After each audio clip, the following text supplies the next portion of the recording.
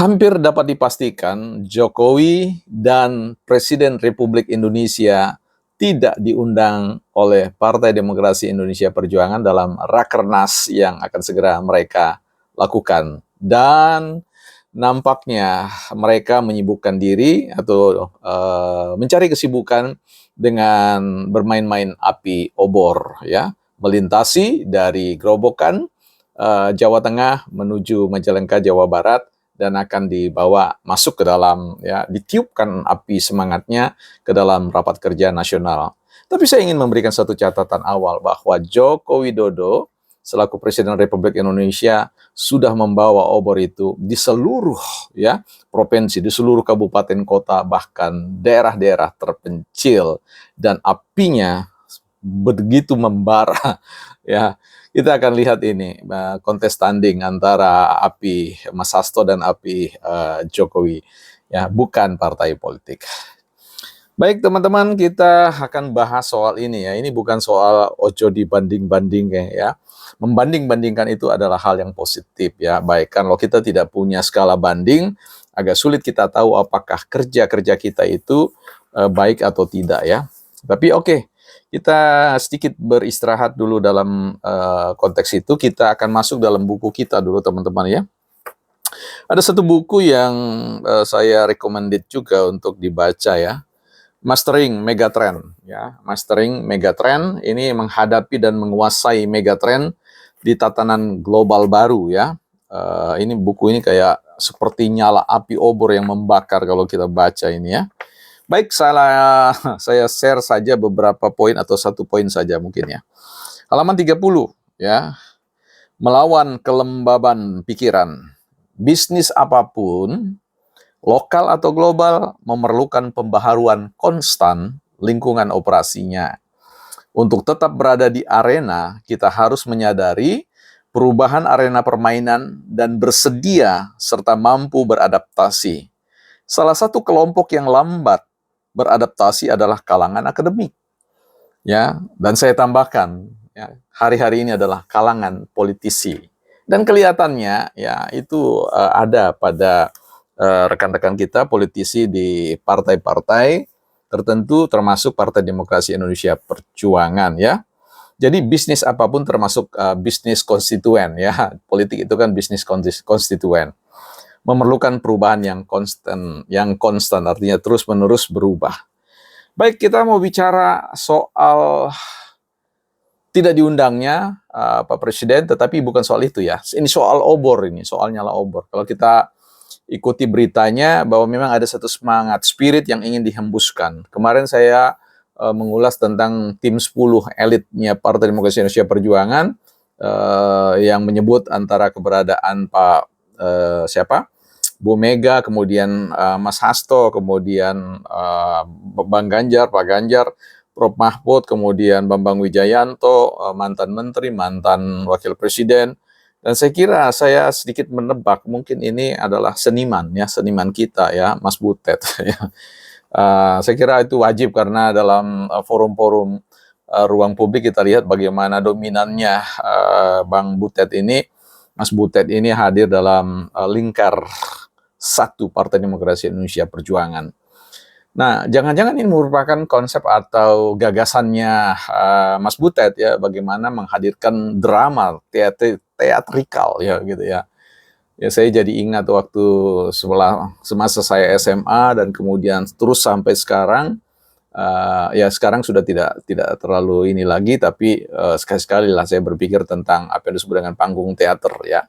Dari seorang aktor, kemudian menjadi seorang penulis naskah, dan juga menjadi sutradara dalam beberapa pementasan di beberapa provinsi-provinsi. Jadi ini kelihatannya lebih mengedepankan aspek yang namanya teatrikal, ya. Jadi efek panggung publik, ya. Bagaimana itu menjadi sebuah tontonan yang menurut saya, ya, ingin didesain, di-create secara heroik, ya. Tetapi menurut saya itu tidak punya dampak besar, ya. Gaungnya seperti yang saya katakan di awal, nyala obor yang disulut oleh Pak Jokowi itu jauh lebih, ya, membara daripada nyala api yang dibawa dari Majalengka, dari Grobogan itu, dari Mbapen itu, ya. Kalau kita baca sejarah tentang api abadi yang merupakan bocoran dari gas dalam bawah tanah itu, yang kemudian kalau catatan sejarah itu kan bicara tentang pada Kesultanan Demak, ya. Nah, saya kira yang kita mau katakan begini, persoalan api, ya. Api yang membara itu yang kita butuhkan itu bukan dari bawah tanah, ya. Api yang membara itu adalah sesuatu yang datang, come from, ya, in our body, ya. Jadi sesuatu yang datang dalam diri kita, dalam tubuh kita, dan itu yang dirasakan oleh masyarakat, ya, secara majority, terkait dengan api obor yang dibawa oleh Jokowi, oleh presiden kita ini selama 10 tahun. Dan rakyat merasakan nyala itu, kehangatan itu, ya.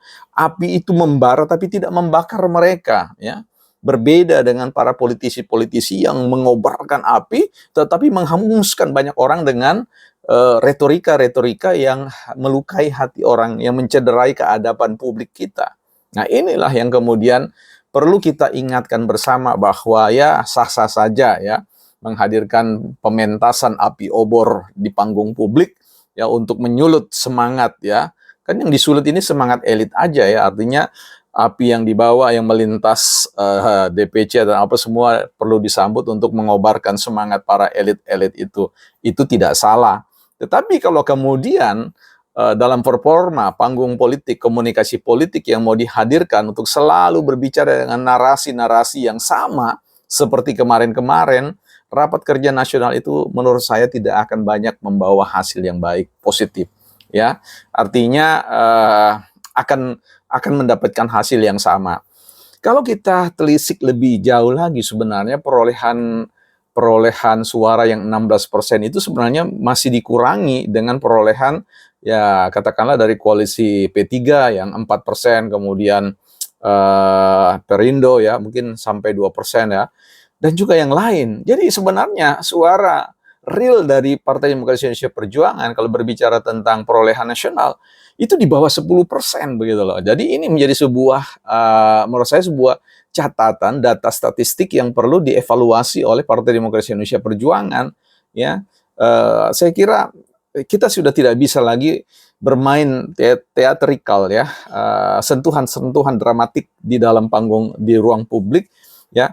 Sementara ada pihak lain, ada orang lain, ada personal lain yang sudah berbuat nyata, ya, yang diterima, diakomodir oleh masyarakat di dalam hati mereka.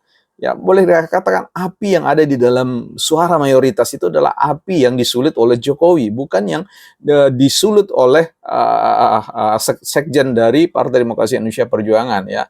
Menurut saya api apapun yang disetting dengan nuansa teatrikal itu tidak akan membawa pengaruh apa-apa, ya, dan tidak akan memadamkan suara mayoritas. Justru kita sedang menunggu apakah pasca rapat kerja nasional Partai Demokrasi Indonesia Perjuangan ada performa baru, ada tampilan baru, style baru, baik dalam berkomunikasi yang santun, yang ramah, yang tidak menjelek-jelekan orang lain, itu bisa dimainkan. Ya, kalau itu bisa ditampilkan, ada harapan baru, ya, bagi Partai Demokrasi Indonesia Perjuangan. Tapi kalau masih sama, ya, I'm sorry to say, sobat, ya, tidak ada perbedaan apa-apa. Justru akan tetap, ya, kalau seperti sumber gas dari Gunung Merapi itu yang jebol, yang bocor, ya akan mengalami kebocoran juga, ya.